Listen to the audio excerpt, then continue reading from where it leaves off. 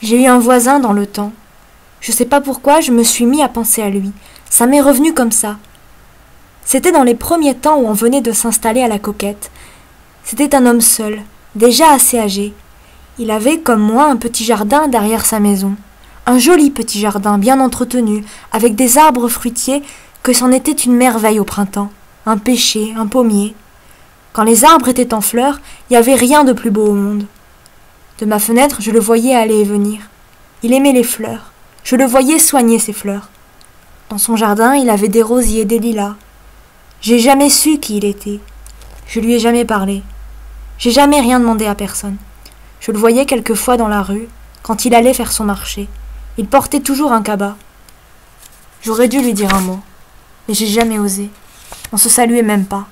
Comme ça, pendant des années. Et jamais personne avec lui, ni chez lui.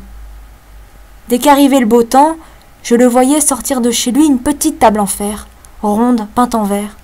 Il installait sa table derrière sa maison. Je savais à ce moment-là qu'il n'était pas loin de midi. Il allait chercher une nappe, toujours blanche. Il en recouvrait la table, ensuite il mettait le couvert. Comme il prenait son temps, mais le couvert mis, ce n'était pas encore fini. Il manquait les fleurs. Il allait en choisir quelques-unes, il allait chercher un vase, le remplir d'eau à un robinet dans son jardin, et enfin, il posait le vase sur la table d'un côté, la bouteille de vin de l'autre. À ce moment-là, les 12 coups de midi sonnaient à l'église. Comme ça, pendant des années. Ayant apporté son repas sur la table, je le voyais s'asseoir et fourrer le coin de sa serviette, toujours aussi blanche que la nappe, dans le col de sa chemise blanche aussi, et se verser un verre de vin. Quand je pense que c'est tout ce que j'ai jamais vu et su de cet homme-là, mais non, ce n'est pas tout. Un jour, en passant tout près de lui dans la rue, j'ai vu de près son visage. Un visage d'enfant.